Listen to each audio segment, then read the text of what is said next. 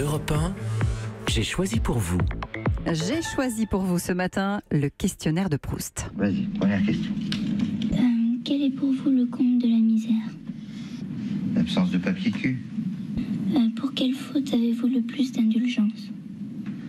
Les fautes de frappe.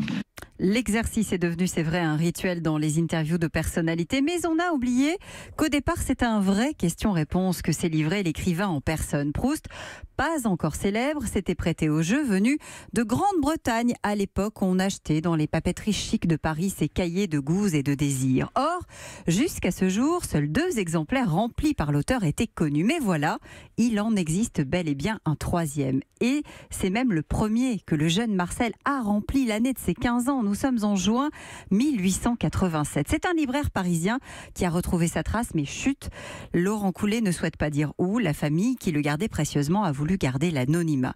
C'est ce questionnaire intitulé Mes confidences qui est vendu dans le cadre aujourd'hui du Salon du Livre Rare au Grand Palais, 250 000 €. 30 questions qui tiennent sur un tout petit carnet, 6 pages d'écriture qui éclairent sur l'auteur en devenir. Un jeune homme en proie au premier trouble de l'amour. À la question 30, quel peuple étranger est pour vous le plus sympathique? Il répond, pour le moment, le peuple russe. Non pas, je vous assure, parce que c'est l'allié de la France.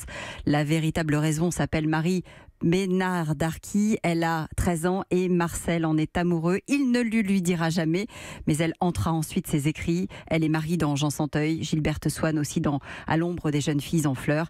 D'ailleurs, quand on lui demande, question numéro 8, son occupation préférée, la réponse fuse. Aimer, plus surprenante est la réponse 10 quand on connaît la suite. Quel est selon vous l'idéal du bonheur? Je vous les dirai bien, répond Proust, mais je n'aime pas faire de phrases. Europe